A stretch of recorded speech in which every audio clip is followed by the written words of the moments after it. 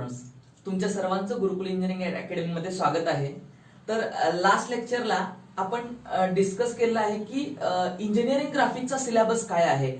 Mechanical group असेल किंवा non mechanical group असेल तर या दोन्ही ग्रुपसाठी इंजिनिअरिंग ग्राफिक्सचा फर्स्ट इयर डिप्लोमाच्या सेमिस्टर 1 मध्ये जो सिलेबस आहे तो इन डिटेल आपण डिस्कस केलेला आहे.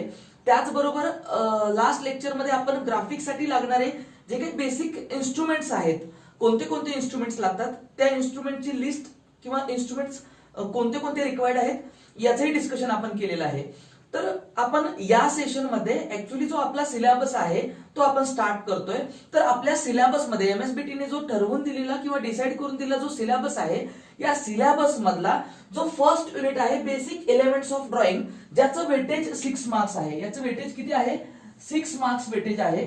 तर हा युनिट पहिला चॅप्टर किंवा फर्स्ट युनिट आपण आता या लेक्चरला स्टार्ट करतोय मित्रांनो. तर सुरुवातीला फर्स्ट युनिट स्टार्ट करण्याच्या आधी मी तुम्हाला हे सांगेन की बेसिक एलिमेंट्स ऑफ ड्रॉइंग हा युनिट्स कॉमन आहे मेकॅनिकल ग्रुपसाठी सुद्धा आणि नॉन मेकॅनिकल ग्रुपसाठी सुद्धा.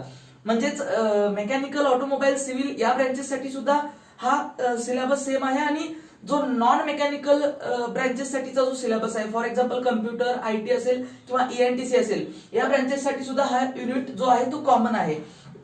तर सुरुवातीला फर्स्ट युनिट स्टार्ट करण्याच्या आधी माझा पहिला बेसिक क्वेश्चन तुमच्या सर्वांसाठी हा आहे की why this particular subject engineering graphics is include in your syllabus. तुमच्या डिप्लोमाच्या फर्स्ट इयरच्या सिलेबस मध्ये हा सब्जेक्ट काय इन्क्लूड केला गेला, तर हे क्लिअर असणं आधी गरजेचं आहे की ग्राफिक्सचा सिलेबस काय इन्क्लूड केला असेल. फिजिक्स आहे, केमिस्ट्री आहे, मॅथमॅटिक्स आहे, त्याचबरोबर ग्राफिक्सची रिक्वायरमेंट काय आहे किंवा याची नीड काय आहे. तर सिंपल लँग्वेज मध्ये किंवा मी हे सांगू शकतो की ऍज अन इंजिनियर तुम्हाला सर्वच ब्रँचचं किंवा सर्व डिसिप्लिनचं बेसिक नॉलेज असणं गरजेचं आहे. त्यामुळे फर्स्ट इयर लेवलला सगळे सब्जेक्ट हे कॉमन असतात आणि ग्राफिक्सची गरज काय आहे. तर सिंपल लँग्वेज मध्ये मी ग्राफिक्सला असं बोलेल की it is nothing but it is the language of engineers. इंजिनियरची लँग्वेज आहे. आता तुम्हाला हा प्रश्न पडला पाहिजे की सर इंजिनियरची लँग्वेज कसं काय, तुम्ही याला प्रूव्ह करून द्या. तर फॉर एक्झाम्पल आपण एक छोटंसं एक्झाम्पल घेऊया. फॉर एक्झाम्पल सपोज हे जर स्केलचं एक्झाम्पल आपण घेतलं, एक छोटंसं एक्झाम्पल घेतोय आपण, स्केलचं एक्झाम्पल घेतलं आणि सपोज या स्केलला मला मॅन्युफॅक्चर करायचं असेल, या स्केलला कुठेतरी कोणत्या तरी इंडस्ट्रीमध्ये ही स्केल मॅन्युफॅक्चर झाली असेल, हे तरी क्लिअर आहे तुम्हाला.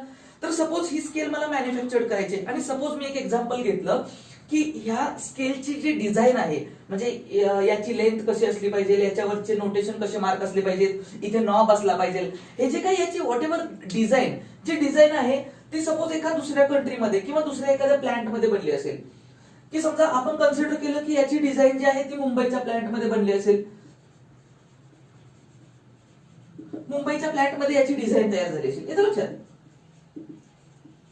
आणि याचं जे प्रोडक्शन आहे, याचं प्रोडक्शन आपल्याला करायचंय पुण्याच्या प्लांटमध्ये. म्हणजे एखाद्या कंपनीचे 2 प्लांट्स असतील, त्याचं डिझाईनचं ऑफिस मुंबईला असेल आणि याचं मॅन्युफॅक्चरिंग जे करायचं आहे ते मॅन्युफॅक्चरिंग आपण जे करणार आहे ना, ते मॅन्युफॅक्चरिंग आपण पुण्याला करणार आहे. तर आता विद्यार्थी मित्रांनो, आपण एक्झाम्पल घेतोय स्केल मॅन्युफॅक्चरिंगचं. या स्केलला एक simple example for your information purpose. तर स्केल मॅन्युफॅक्चर करायची आहे. तर सपोज या स्केलची व्हॉट एव्हर दॅट डिझाईन, जी डिझाईन मुंबईच्या ऑफिसमध्ये एखाद्या इंजिनियरनी बनवलेली डिझाईन आहे, ती सेम डिझाईन पुण्यामध्ये जो ब्रँच मध्ये किंवा पुण्याच्या ऑफिसमध्ये जो इंजिनियर आहे त्याला एक्सप्लेन करायचे आहे. तर याच्यासाठी असं होणार नाहीये की मुंबईमधला एखादा इंजिनियर असेल जो डिझाईन इंजिनियर, तो पुण्यामधल्या इंजिनियरला कॉल करेल आणि सांगेल कॉलवरती की नाही बाबा असे असे डायमेन्शन्स घे, ही नॉब इथं अशी हवे आहे.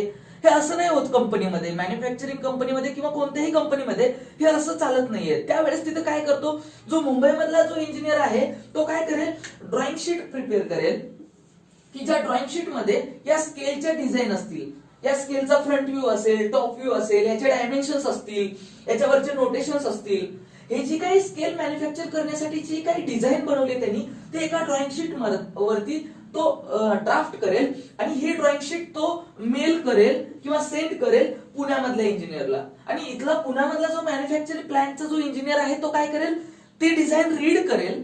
डिझाईन रीड केल्यानंतर त्याला समजेल की डिझाईन मध्ये पाहिल्यानंतर त्याला समजेल की मुंबईमधल्या इंजिनियरला काय बोलायचं ऍक्च्युली, की त्याला डायमेन्शन असे सांगायचे, त्याला टॉप व्ह्यू असा हवाय, त्याच्यावरचे नोटेशन असे हवेत. एक आपण एक्झाम्पल घेतलं स्केलचं किंवा एखाद्या स्टूलचं एक्झाम्पल घ्या. कोणतीही एखादी मॅन्युफॅक्चर झालेली एखादी गोष्ट असेल तर त्याचं कोणतंही एक एक्झाम्पल तुम्ही या केससाठी घेऊ शकता.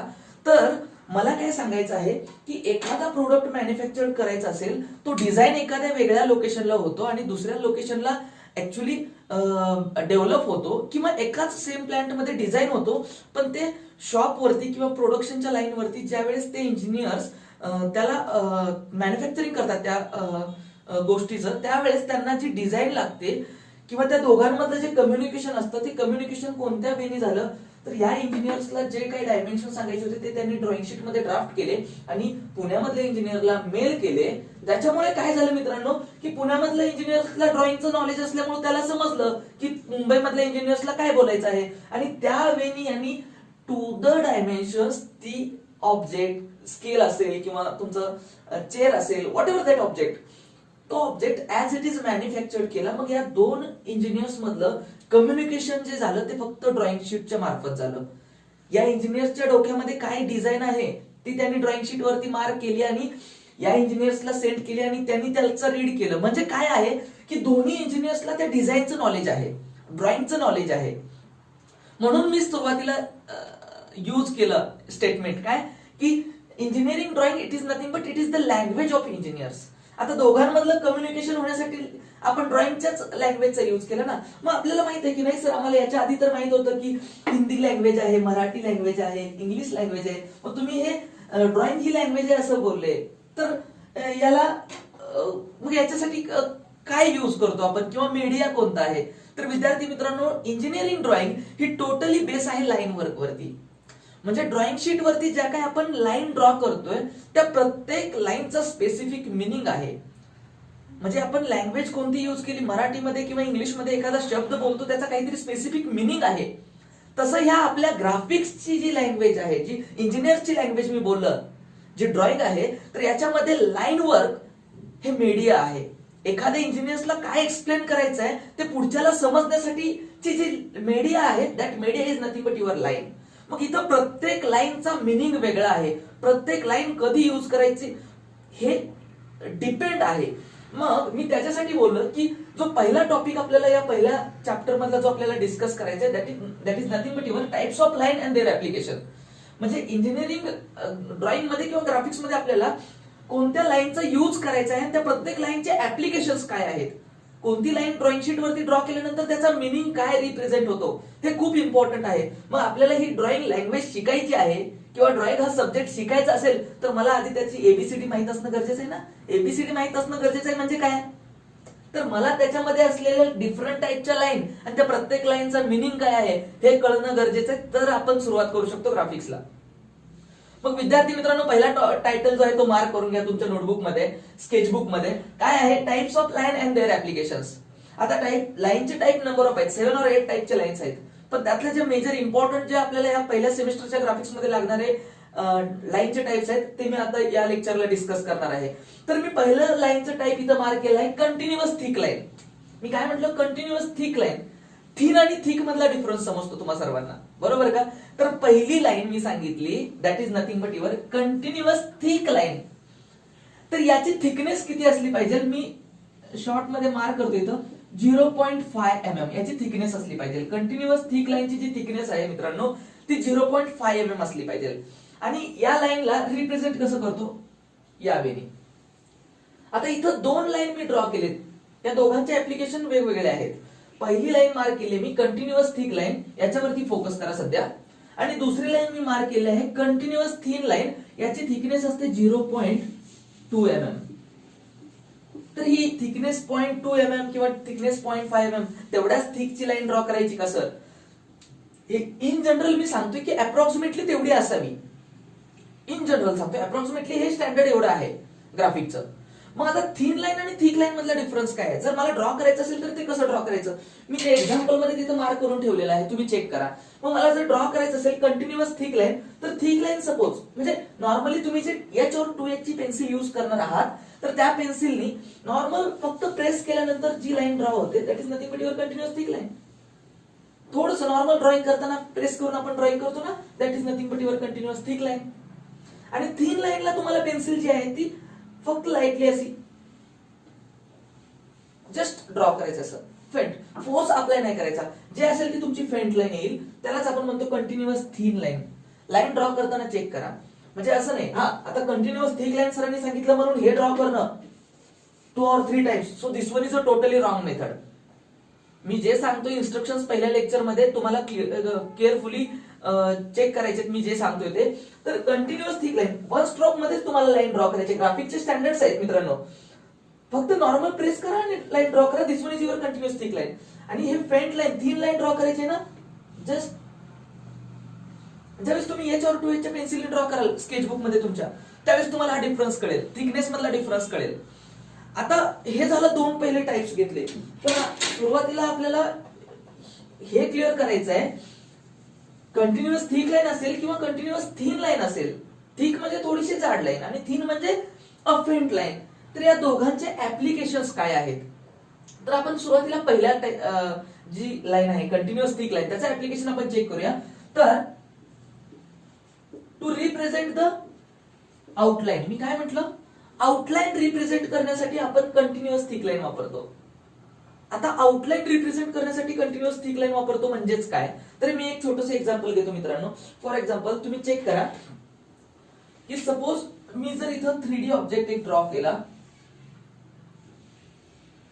एक मी बॉक्स ड्रॉ करतोय, ओके, जस्ट मी फ्री हँड ड्रॉ करतोय. फ्री हँडचा मिनिंग समजा चेक करून घ्या की विदाउट डायमेन्शन्स मी जस्ट ड्रॉ करतोय, बाय विदाउट युजिंग स्केल मी जस्ट ड्रॉ करतोय. त्याला फ्री हँड स्केचेस म्हणतो, कारण आपल्या सिलेबस मधलं लास्टचे जे युनिट आहे फ्री हँड स्केचेस आहेत, येतं लक्षात. तर मी हे जे क्यूब ड्रॉ केलं की हा बॉक्स जो ड्रॉ केलाय तो फ्री हँड ड्रॉ केलाय, तर हे 3D मध्ये दिसतो तुम्हाला, बरोबर का? तर सपोज मी या साईडला इथे एक एरो मार्क केला आणि इथं जर असं एक्स मार्क केलं, तर ग्राफिक्स मध्ये याचा मिनिंग काय आहे पहा. जर एरो मार्क केला आणि इथं एक्स मार्क केला, तर त्याचा मिनिंग ग्राफिक्स मध्ये होतो की this one is nothing but your the position of observer. ऑब्झर्वरची पोझिशन आहे, म्हणजे काय, मी या साईडला उभा राहून त्या ऑब्जेक्ट कडे पाहतोय, येतं लक्षात. जर सेम हा एरो मी जर या साईडला मार्क केला असता,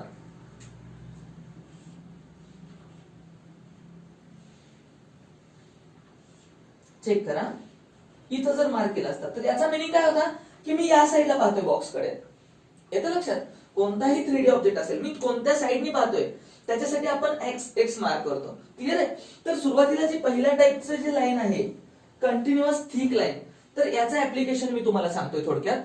तर मी एक बॉक्स क्यूब ड्रॉ केला किंवा एक बॉक्स ड्रॉ केला आणि इथं ही काय आहे, एक्स म्हणजेच पोझिशन ऑफ ऑब्झर्वर, म्हणजे तुम्ही या जागी उभे आहात, इथे उभे आहात आणि ऑब्जेक्ट कडे पाहताय, येतं लक्षात. तर आपल्याला पुढच्या लेक्चरमध्ये पुढे जाऊन शिकायचंय की आयसोमेट्रिक आणि ऑर्थोग्राफिक मध्ये शिकायचंय ऑब्जेक्टचे व्ह्यू किती आहेत किंवा कोणते व्ह्यूज असतात. तर एखादा ऑब्जेक्ट असेल, फॉर एक्झाम्पल डस्टर घेतलं मी एक्झाम्पल, आणि मी समोर उभा राहून याला असं पाहतोय, तर ही जी आहे एरो झाला आणि एक्स म्हणजे इथं माझी पोझिशन आहे किंवा तुमची पोझिशन आहे. आणि मी डस्टरला असं पाहिल्यानंतर मला डस्टर कसा दिसतो, हा असा दिसतो.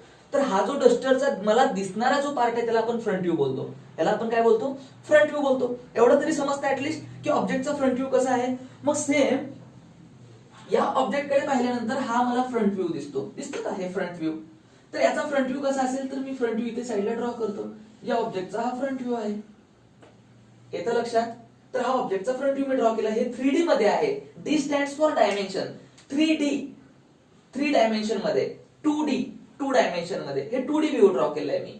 तर याचा फ्रंट व्ह्यू जो दिसतो तो मी फक्त मार्क केला, मला समोरून पाहिल्यानंतर जे दिसतं ते मी ड्रॉ केलं.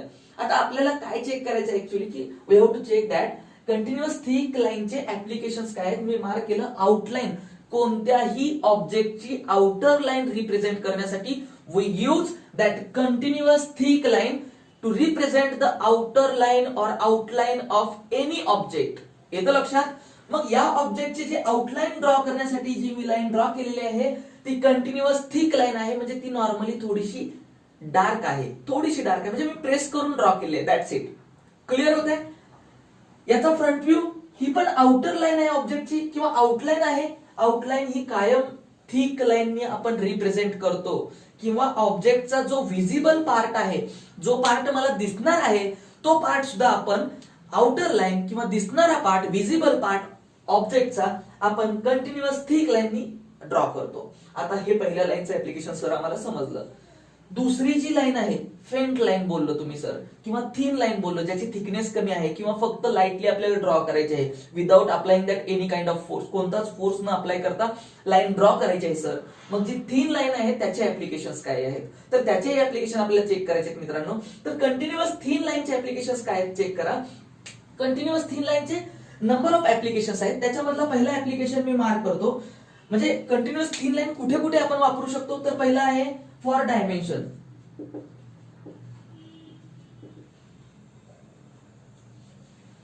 पहिला डायमेन्शन साठी आहे. आता डायमेन्शन साठी कसं एक्सप्लेन करा तेही मी तुम्हाला एक्सप्लेन करेन. सेकंड आहे फॉर प्रोजेक्शन. थर्ड पण आपण असं म्हणू शकतो एक्सटेन्शन साठी सुद्धा.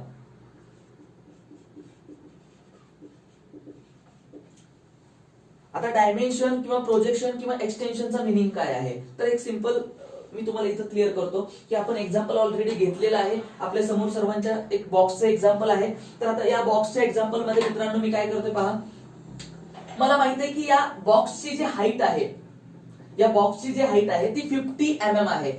तुम्हाला आणखी ह्या लेक्चर मध्ये हा टॉपिक क्लिअर होतो की ग्राफिक्स मधले सगळे डायमेन्शन जे आहेत ते आपण mm मध्ये युज करतो. आणि तुम्हा सर्वांना ऑलरेडी माहित आहे की 1 centimetre is nothing but 10 mm. 1 centimetre is equal to किती असतं? 1 centimetre is equal to 10 mm. सर्वांना क्लिअर होतं इथपर्यंत? एका सेंटीमीटर मध्ये किती mm असतात? 10 mm. क्लिअर होत आहे? सेकंड थिंग, मी काय सांगितलं, ग्राफिक्सचे डायमेन्शन सगळे कसे असतात? All dimensions are in mm. सगळेच डायमेन्शन ड्रॉइंग मधले आपण कशामध्ये घेणार आहे? mm मध्ये घेणार आहे. हे आपण पहिल्या लेक्चरला इथे डिसाइड करतोय. क्लिअर आहे? सेकंड, आता मी सांगितलं की या बॉक्सची जी हाईट आहे 50 mm आहे. याची हाईट किती आहे? 50 mm. किंवा समोरून मला जी दिसणारी जी लेंथ आहे आडवी, ती जी दिसतं ना तुम्हाला समोरून, किंवा तुम्ही असं चेक करा, इथं तुम्ही आहात ना, मग या साईडने पहा. व्हर्टिकल जी आहे ती हाईट आहे आणि समोरून जी दिसणारी आहे ती लेंथ आहे. जी लेंथ आहे तीही सपोज मी म्हटलं 60 mm आणि हाईट असेल 50 mm. तर याला मार्क कसं करणार मी? तर याला मार्क करण्यासाठी मी काय करेल पहा, याला एक्सटेंड करेल असं. येतं लक्षात? आणि या लाईनला सुद्धा असं एक्सटेंड करेल. क्लिअर आहे? सेकंड थिंग, मला डायमेन्शन्स मार्क करायचे. आपल्याकडे रोल अँड ड्रॉ आहे. मी या लाईन वरती असा रोल अँड ड्रॉ इथं ठेवेल. ऍक्च्युली मी हे फ्री हँड ड्रॉ केले, तुम्ही with help of scale draw करू शकता, पण फक्त आपल्याला ऍप्लिकेशन आधी समजून घ्यायचे, त्यामुळे हे एवढं इम्पॉर्टंट आहे. आपल्या ऍप्लिकेशन कळणं इम्पॉर्टंट आहे. इथं मी रोल अँड ड्रॉ ठेवला, टिल्ट केला, स्क्रोल केला. लास्ट लेक्चरला आपण ऍप्लिकेशन पाहिलंय. आणि इथं ही लाईन ड्रॉ केली आणि मी इथं एरो मार्क केले.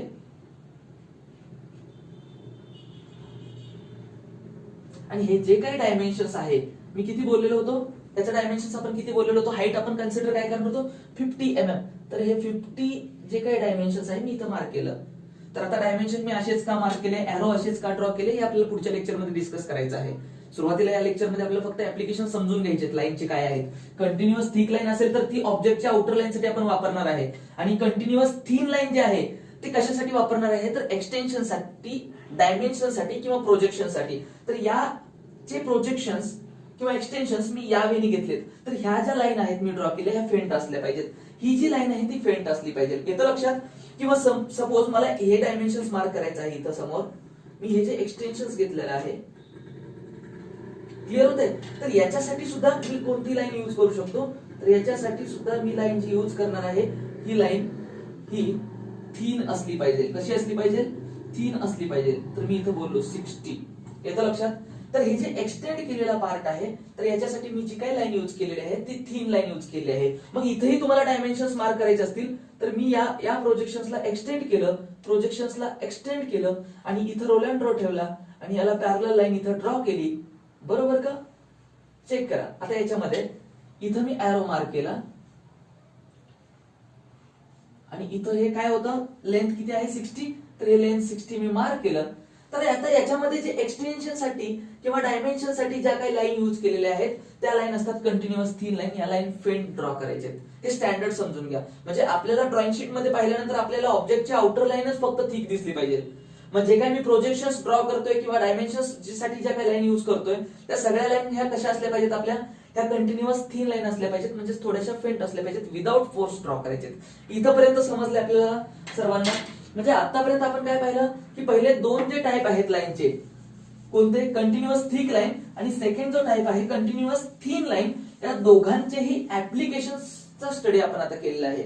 आता थर्ड एक लाईन आहे, त्याचं नाव काय पहा, मी इथं मार्क केलं ऑलरेडी बोर्ड वरती. काय मार्क केलं आहे, dashed medium thick line.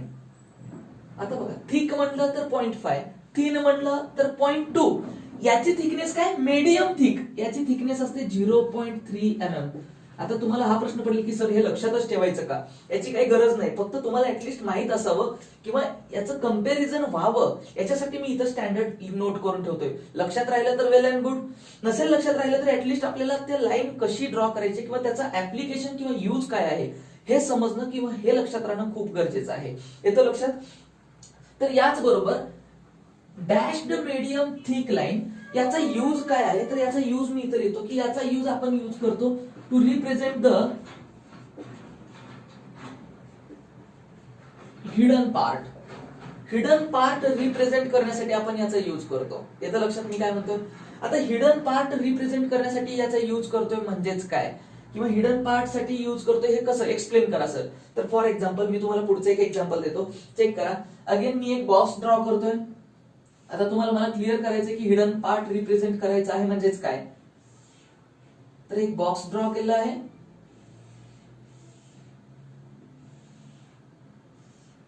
Clear होते. एक मी बॉक्स ड्रॉ केलेला आहे आणि इथं आपली पोझिशन असेल ऑब्झर्व्हरची. फॉर एक्झाम्पल इथं ऑब्झर्व्हरची पोझिशन असेल. क्लिअर आहे. आता सपोज हा जो बॉक्स असेल हा सॉलिडचा बॉक्स आहे. तर या बॉक्स मध्ये एक होल मी ड्रिल केलं, एक सर्क्युलर होल ड्रिल केलं याच्या सेंटरमध्ये इथं. तर याच्या सेंटरमध्ये काय करायचं आपल्याला, एक सर्क्युलर होल ड्रिल करायचं. म्हणजे इथं हा असा सर्कल दिसेल, 3D मध्ये तो इलिप्टिकल दिसेल थोडासा.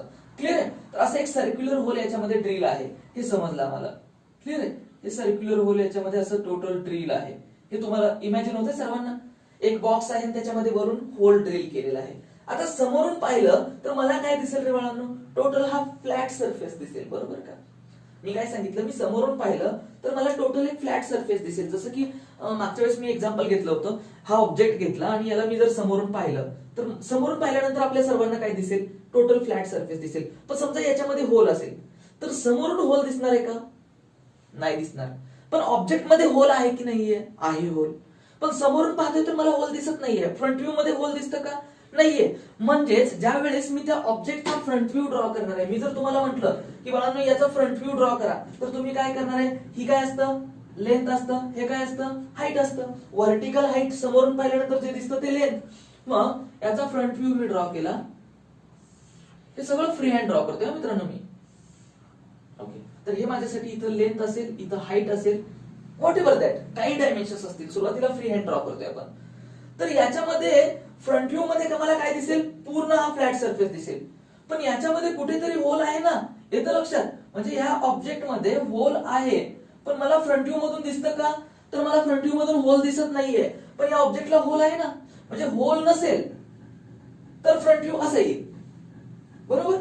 जर होल असेल ऑब्जेक्ट मध्ये तर ह्या फ्रंट व्ह्यू मध्ये ज्या ठिकाणी होल आहे ते रिप्रेझेंट करण्यासाठी आपण ह्या ज्या लाईन यूज करतो याला बोलतात डॅश्ड मीडियम थिक. या लाईनला आपण बोलतो dashed medium thick. To represent the hidden part.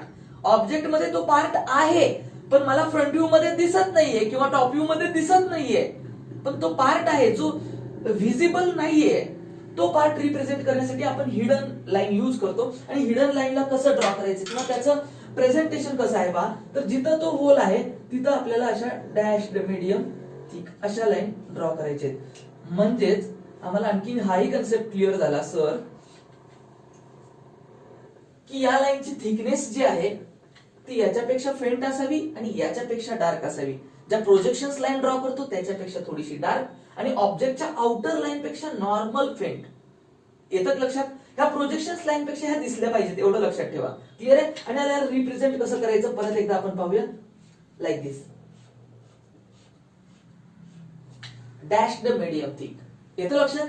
आणि याचं ऍप्लिकेशन काय आहे, to represent the hidden part.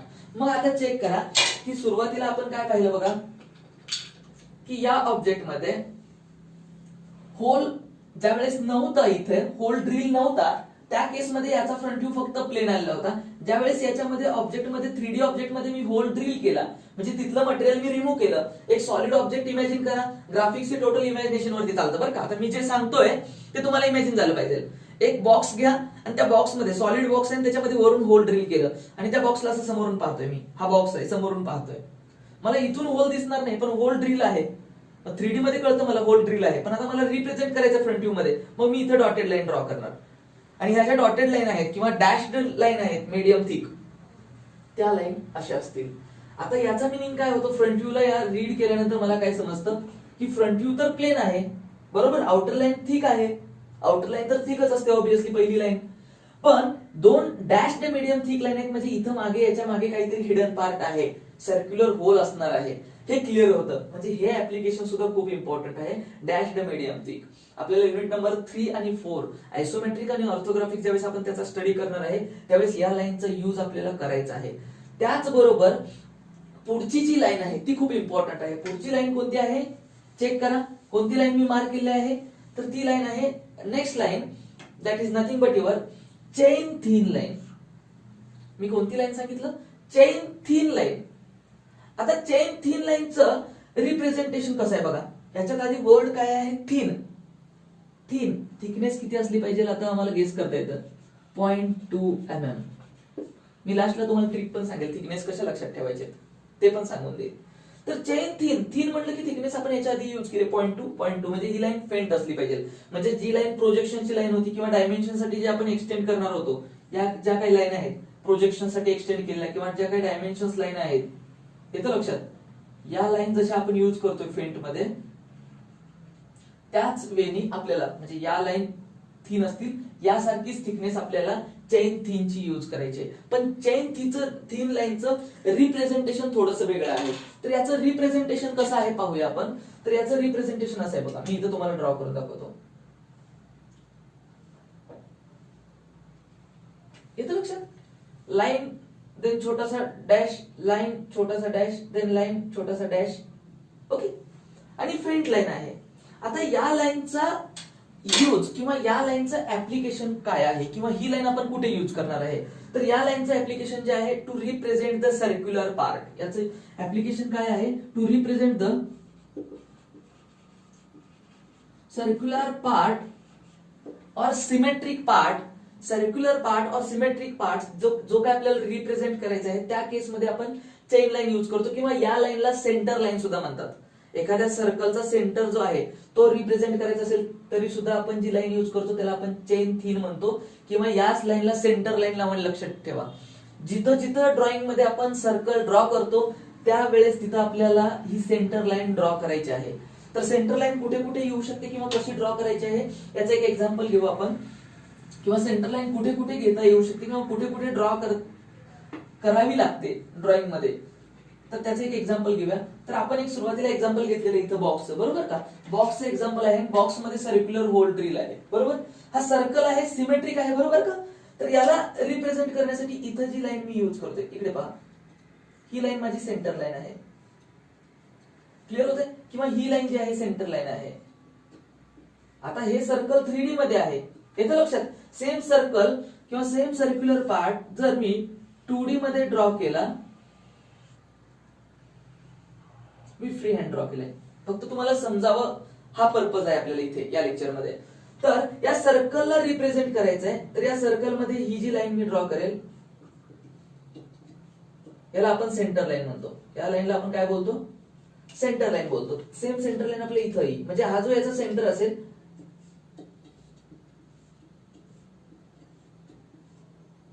यावेळी आपल्याला सेंटर लाईन त्याची ड्रॉ करायची आहे. म्हणजे हा पार्ट इकडे सिमेट्रिक आहे, इकडे सिमेट्रिक आहे आणि सर्क्युलर ऑब्जेक्ट आहे. सर्क्युलर ऑब्जेक्ट रिप्रेझेंट करण्यासाठी आपण सेंटर लाईन यूज करतो.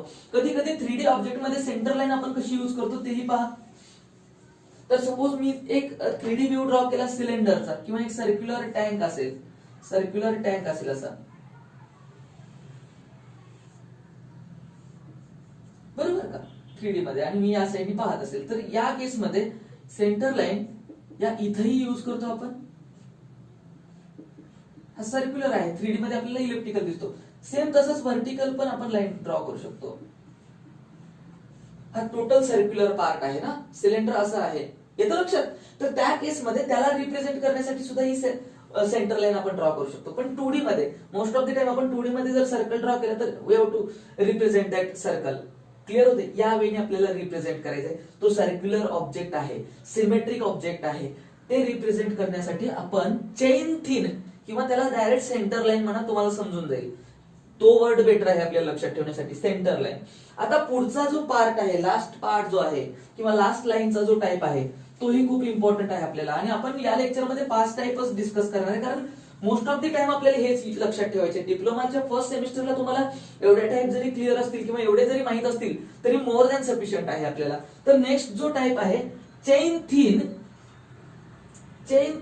थिन म्हणलं का point two and thick at ends only. Chain thin and thick at ends only. Chain म्हटलं चेन लाईन, अशी चेन लाईन असली पाहिजे. Line dot dash, line dash, line dash. Thickness कशी, याच्यासारखी continuous thin सारखी, faint एकदम, बरोबर का, 0.2 mm ची, बरोबर. फक्त विजिबल असलं पाहिजे ते, पण फेंट असलं पाहिजे, त्याच्यावरती पेन्सिलवरती फोर्स द्यायचा नाहीये. तर चेक करा, chain thin and thick at end only. मग याची थिकनेस काय आहे, चेन थिन इथपर्यंत याची थिकनेस असते 0.2 mm आणि एंड्सला याची थिकनेस असते 0.5 mm. जिथं थिन आहे तिथं थिकनेस 0.2 आणि जिथं थिक आहे त्याची थिकनेस 0.5. मग या लाईनचं रिप्रेझेंटेशन कसं आहे, याला रिप्रेझेंट कसं करतो आपण, तर थोडक्यात पहा. चेन थिन म्हटलंय म्हणजे अशीच लाईन असली पाहिजे, सेंटर लाईन सारखीच लाईन आहे ती. कशी आहे, सेंटर लाईन सारखी अशी लाईन आहे, बरोबर का, चेक करा. पण पुढे काय सांगितलं, and thick at end only. त्या लाईनचे दोन्ही एंड थिक आहेत म्हणजे जाड आहेत, डार्क आहेत. म्हणजे कसं आहे, तर असं आहे, इथं थिकला. तर मग मी 2-3 वेळेस काम केलं, तुम्हाला तसं करायचं नाही, तुम्हाला फक्त फोर्स देऊन ड्रॉ करायचंय. पण माझ्याकडे मार्कर आहे ना, त्यामुळे मी तुम्हाला व्हिडिओ मध्ये क्लिअर दिसावं, लेक्चर मध्ये क्लिअर दिसावं म्हणून मी याचा एंड डार्क केला. नॉर्मल प्रेस केलं तरी डार्क येतो बघा. आता हे जे मधला पोर्शन जो आहे हे काय आहे, चेन थिन लाईन, याची थिकनेस आहे 0.2 mm आणि याचा जो एंड आहे, हा एंड आणि हा एंड, हा कसा आहे, थिक आहे आणि याची थिकनेस आहे 0.5 mm. याची थिकनेस किती आहे, 0.5 mm. म्हणजे ही लाईन कशी आहे, सेंटर लाईन सारखीच आहे, फक्त त्याचे एंड प्रेस करून डार्क करायचे. तर डार्क करायचे इन द सेन्स तुम्हाला थिक आउटर लाईन सारखे एंड दाखवायचे. आता या लाईनचा यूज काय आहे, लाईनचा मिनिंग समजला, प्रेझेंटेशन पण समजलं सर, पण त्या लाईनचं ऍप्लिकेशन काय आहे हे आपल्याला आता क्लिअर करायचं आहे. तर विद्यार्थी मित्रांनो, जी लास्टची जी लाईन आहे त्या लाईनचं ऍप्लिकेशन काय आहे पाहूया आपण. तर त्या लास्टच्या लाईनचं ऍप्लिकेशन आहे, यालाच बोलतात कटिंग प्लेन लाईन असंही म्हणतात. कटिंग प्लेन रिप्रेझेंट करण्यासाठी आपण ही लाईन यूज करतो. म्हणजे एखादा 3D ऑब्जेक्ट मला सांगायचंय पुढच्याला की हा ऑब्जेक्ट सेंटर मधून असा कट कर, मग कुठून कट कर हे सांगण्यासाठी मला त्याच्यावरती कटिंग प्लेन किंवा chain thin and thick at ends only he line त्याच्यावरती मार्क करावी लागते. मग तो ऑब्जेक्ट आपल्याला तसा कट करता येऊ शकतो. या लाईनचा मिनिंग तसा येतो. सेंटर लाईन ड्रॉ केली आणि त्याचे एंड फक्त डार्क केले तर त्याचा अर्थ होतो की तो ऑब्जेक्ट आपल्याला तिथून कट करायचा आहे. येतं लक्षात मी काय म्हणतोय, याचं ऍप्लिकेशन मी तुम्हाला समजावून सांगतो लगेचच. मग याला काय, याचं ऍप्लिकेशन आपण काय लिहू शकतो, to represent the cutting part. Cutting part आपल्याला जो आहे तो रिप्रेझेंट करायचा असेल तर त्या केसमध्ये आपण chain thin and thick line use करतो. तर याचं ऍप्लिकेशन 2 मिनिटात चेक करा तुम्ही. अगेन मी एक 3D बॉक्स घेतो, एक बॉक्स घेतला 3 डायमेन्शन्स मध्ये. ओके, एक फक्त तुम्हाला समजावं याच्यासाठी मी ड्रॉ करतोय, आपल्याला फक्त क्लिअर व्हावं ऍप्लिकेशन. तर याच्यावरती मी काय केलं आहे, ही सेंटर लाईन मार्क केली आहे फ्री हँड ड्रॉ करतो, तुम्हाला समजावं फक्त, हा पर्पज आहे आपला. याचे एंड इथं डार्क आणि याचे एंड इथं जर डार्क असतील तर या लाईनचा मिनिंग आहे की cutting plane line, chain thin and thick at end only. याचा मिनिंग काय होतो, इथं ऑब्झर्वर आहे तर याचा मिनिंग होतो की हा ऑब्जेक्ट आपल्याला इथून कट करायचा आहे. इथून कट करायचा म्हणजे तो ऑब्जेक्ट कसा राहील आपला,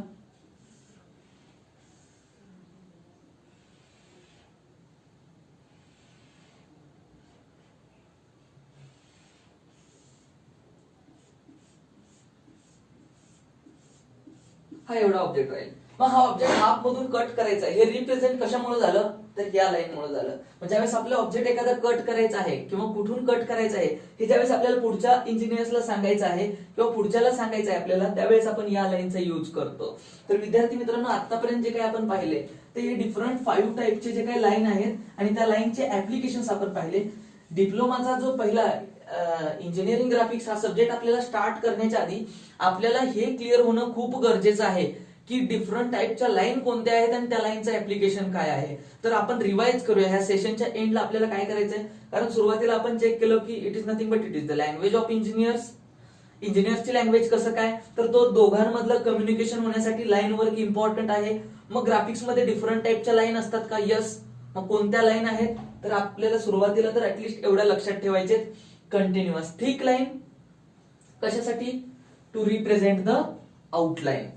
ती थोडीशी डार्क असली पाहिजे, पण डार्क ड्रॉ करताना या वेने ड्रॉ करायची नाहीये, एकदाच ड्रॉ करायचे, फक्त प्रेस करून ड्रॉ करायचे. पहिला कन्सेप्ट क्लिअर झाला आपला. सेकंड, कंटिन्युअस थिन लाईन फक्त विदाउट प्रेस ड्रॉ करायचे एच आणि 2H च्या पेन्सिलनी. याचं ऍप्लिकेशन काय, डायमेन्शन साठी, प्रोजेक्शन साठी आपण याचा यूज करणार आहे. ही अशी असली पाहिजे, ही अशी असली पाहिजे. Then next one, dashed medium thick line. Medium thick म्हटलं म्हणून थिकनेस 0.3, अदरवाइज थिन म्हणलं की 0.2, थिक म्हणलं की 0.5, मीडियम थिक 0.3 mm थिकनेस अशी असणार आहे. डॅश्ड मीडियम थिक लाईन कशासाठी यूज करणार, we have to use that particular line to represent the hidden part. एखाद्या ऑब्जेक्टचा हिडन पार्ट रिप्रेझेंट करण्यासाठी आपण dash the medium thick line use करतो. Then next one, chain line. यालाच आपण काय म्हटलं, सेंटर लाईन. मी थोडक्यात तुम्हाला काय सांगितलं, this line is nothing but our centre line. Circular part, symmetric part represent करण्यासाठी आपण ग्राफिक्स मध्ये या लाईनचा यूज करतो. ड्रॉइंग शीट ड्रॉ करताना किंवा आपल्याला स्केचेस बनवताना या लाईनचाही यूज करायचा आहे. त्याचबरोबर लास्टची जी लाईन आपण स्टडी केली, chain thin and thick at ends only, तर याच्यामध्ये थिन असेल तिथपर्यंत याचं थिकनेस 0.2 mm आहे. थिक लाईनला त्याच्या एंडला त्याची थिकनेस 0.5 आहे. आणि याचं ऍप्लिकेशन काय आहे, to represent the cutting portion किंवा कटिंग पार्ट किंवा कटिंग प्लेन हा रिप्रेझेंट करायचा असेल, येतं लक्षात. तर इथं cutting plane, to represent the cutting plane असं जरी म्हटलं तरी चालून जाऊ शकतं, येतं लक्षात. तर या केसमध्ये आपण याचा यूज करू शकतो. क्लिअर होत आहे इथपर्यंत, कोणाला काही डाऊट आहे का, नाहीये. क्लिअर झालं सर्वांना का, सर्वच सगळ्या लाईनचे ऍप्लिकेशन आपण एकत्र घ्यायचे ऑब्जेक्ट वरती. तर एक मिनिट चेक करूया आपण की आतापर्यंत जे काही आपण स्टडी केलं डिफरंट टाईपच्या लाईन्स ते आम्हाला समजलेत की नाहीये. तर ते पाहण्यासाठी मी काय करतो, एक जस्ट 3D ऑब्जेक्ट इथं ड्रॉ करतो आणि तुम्ही मला फक्त सांगून द्या की आपल्याला त्या लाईनचा मिनिंग काय आहे. क्लिअर होत आहे. आपण सगळेच ऍप्लिकेशन एका स्केच मध्ये घेण्यासाठी ट्राय करू. ओके, म्हणजे कुठे कोणती लाईन वापरायची हे क्लिअर होऊन जाईल. म्हणजे ग्राफिक्स मध्ये कुठे कोणती लाईन यूज करायची हे क्लिअर झालं. खूप सिंपल एक्झाम्पल घेतोय आणि मग फक्त फ्री हँड ड्रॉ करतोय. आणि इथं मी एक्स मार्क केला, एरो ड्रॉ केला. तर एक्स म्हणजे काय आहे, तर इथं तुम्ही आहात पोझिशन ऑफ ऑब्झर्वर. ऑब्झर्वर म्हणजे जो ऑब्झर्व करतोय ऑब्जेक्टला त्याची पोझिशन इथं आहे. तुम्ही या साईडनी समोरून पाहताय. तर आता पहिला ऍप्लिकेशन, कंटिन्युअस थिक लाईन. ऑब्जेक्टची जी आउटर लाईन आहे ती कशी आहे, कंटिन्युअस थिक लाईन आहे, बरोबर का. Second, continuous thin line. Thin line कुठे वापरणार आहे आपण, तर याला मी एक्सटेंड केलं आणि डायमेन्शन साठी जर मी लाईन ड्रॉ केली, मी फक्त फ्री हँड मध्ये एक्सप्लेन करतोय, चेक करा. हे 50 mm मला रिप्रेझेंट करायचंय. तर हे एक्सटेन्शन साठी, डायमेन्शन साठी ज्या लाईन वापरल्यात त्या कंटिन्युअस थिन लाईन आहेत, त्या नॉर्मल फेंट लाईन आहेत. थर्ड लाईन आहे डॅश द मीडियम थिक. तर याच ऑब्जेक्ट मध्ये सर्क्युलर पार्ट असेल जो की ड्रिल केला असेल आणि याचा फ्रंट व्ह्यू जर आपल्याला रिप्रेझेंट करायचा असेल तर या फ्रंट व्ह्यू मध्ये हा सर्क्युलर होल ड्रिल आहे, हा रिप्रेझेंट करण्यासाठी ही जी लाईन यूज केली, इथं जे ऍप्लिकेशन आहे ते तिसऱ्या लाईनचं ऍप्लिकेशन आहे. समजलं? Then next chain thin circular part represent करायचा असेल, हा सर्क्युलर पार्ट आहे बरोबर का, मला याला रिप्रेझेंट करायचं असेल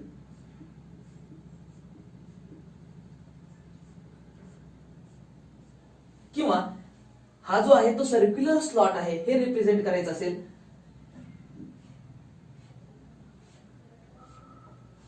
चेक करा लाईन फेंट मध्ये लाईन डॉट लाईन याचं प्रेझेंटेशन किंवा लेक्चरच्या एंडला मी पीडीएफ फाईल याच्या ऍप्लिकेशनची एक पीडीएफ फाईल मी तुम्हाला अपलोड करून ठेवेल आपल्या लेक्चरमध्ये, तर तुम्हाला त्याच्यावरून ऍक्च्युली समजेल. काही जणांना व्हिडिओमध्ये क्लिअर होत नसेल तर ऍक्च्युली तुम्हाला तिथे क्लिअर होईल डिफरन्स काय आहे याच्या थिकनेस मध्ये. तुम्हाला कदाचित सिमिलरच थिकनेस दिसत असेल, पण ऍटलीस्ट एवढं समजलं या लेक्चरला की ही डार्क असेल, थोडीशी प्रेस करून ड्रॉ करायची, ही फेंट लाईन असतील बरोबर का. तर ही सेंटर लाईन आहे बरोबर. आणि last one chain thin and thick eight end only. मला काय रिप्रेझेंट करायचंय किंवा मला पुढच्याला काय सांगायचंय की हा ऑब्जेक्ट सेंटर मधून कट करायचा आहे, तर याला मला कटिंग प्लेन मार्क करायचंय, तर मी यालाच एक्सटेंड करतो, याचा एंड फक्त डार्क करतो. ही सेंटर लाईन सारखीच लाईन आहे, फक्त काय आहे याचा एंड डार्क आहे, एंड डार्क आहे. आणि मी इथं मार्क करतो ए ए ए ए. या कटिंग प्लेन मध्ये हा ऑब्जेक्ट असा कट करायचा आहे, हा कटिंग प्लेन कटिंग लाईन झाली. येतं लक्षात? प्रत्येकचे ऍप्लिकेशन आपल्याला समजलेत. चला वन बाय वन आपण ऍप्लिकेशन कुठे मार्क केलेत आपण एकदा पाहून घेऊया. कंटिन्युअस थिक लाईन आउटर लाईनला वापरली, ही पहिल्या टाईपची लाईन आहे. इथं समजतं? ही तर मी वन मार्क करतो, फर्स्ट टाईपची लाईन ह्या आउटर लाईन साठी, किंवा ही आउटर लाईन जी आहे ती 1 नंबरची पहिली लाईन आहे. Second continuous thin line projection साठी कुठे आपण यूज केले, एक्सटेन्शन साठी. हे आहे आपलं सेकंड टाईपची लाईन. हे कोणतं आहे? सेकंड टाईपची लाईन, प्रोजेक्शन साठी यूज केलेली line. Third dashed medium thick hidden part represent करण्यासाठी. या ऑब्जेक्ट मध्ये सर्क्युलर स्लॉट होता, मला समोरून दिसत नाहीये पण तो ऑब्जेक्ट मध्ये आहे. 2D मध्ये ज्यावेळेस मी त्याचा फ्रंट व्ह्यू बनवतोय, या ऑब्जेक्टचा ज्यावेळेस मी फ्रंट व्ह्यू बनवतोय त्यावेळेस मला याच्या फ्रंट व्ह्यू मध्ये समोरून तर मला दिसत नाहीये पण याच्यामध्ये होल आहे हे रिप्रेझेंट करण्यासाठी जी काही लाईन वापरली आपण ती लाईन म्हणजेच डॅश्ड मीडियम थिक लाईन. ही तिसऱ्या टाईपची लाईन आहे, याचं application. Fourth line chain thin line, centre line सारखी लाईन ड्रॉ केली आपण, तर ती centre line to represent the circular part इथं ड्रॉ केली आहे, इथं ड्रॉ केली आहे. तर हे फोर्थ टाईपचं ऍप्लिकेशन. आणि लास्ट फिफ्थ टाईपचं line chain thin and thick at ends only to represent the cutting plane. हा कटिंग प्लेन साठी जी काही लाईन आपण वापरलेली आहे ती 5th नंबरची लाईन आहे. तर हे डिफरंट 5 टाईपचे लाईन आपण या सेशन मध्ये डिस्कस केलं. विद्यार्थी मित्रांनो, पुढचं पूर्ण ग्राफिकचा स्टडी करण्याच्या आधी आपल्याला ह्या लाईनचे टाइप्स माहित असणं गरजेचं आहे. तर स्केचबुक मध्ये ऍज अ होमवर्क तुम्ही हा चार्ट जो आहे तुम्हाला प्रिपेअर करायचा आहे. Serial number, types of line, त्याचं नोटिफिकेशन किंवा ते लाईन कशी यूज करायची त्याचं इलिस्ट्रेशन आपल्याला चेक करायचं आहे आणि त्याचं ऍप्लिकेशन आपल्याला ड्रॉ करायचं आहे. तर हा एक चार्ट टोटल तुम्हाला तुमच्या स्केचबुक मध्ये या लेक्चरच्या एंडला मी होमवर्क असाइन करतोय, हा प्रिपेअर करायचा आहे आणि या टॉपिकला एकदा रिवाइज करायचा आहे. तर ह्या डिफरंट टाईपचा किंवा डिफरंट टाईपच्या लाईनचा मिनिंग समजला म्हणजे आता या लेक्चर नंतर आम्हाला समजेल की ड्रॉइंग शीट वरती कधी कोणती लाईन यूज करायची. यानंतरच्या पुढच्या लेक्चरला आपण डायमेन्शन्स कसे ड्रॉ करायचे, एरो कसे ड्रॉ करायचे, एबीसीडी असेल किंवा 1 2 3 4 जे काय लेटर रायटिंग असेल ती कशी असली पाहिजे, हा बेसिक कन्सेप्ट आपण नेक्स्ट लेक्चरला डिस्कस करूया. तर पुढच्या लेक्चरमध्ये आपण पुढचा टॉपिक स्टार्ट करतोय. आता या सेशनला आपण इथेच थांबूया. Thank you so much.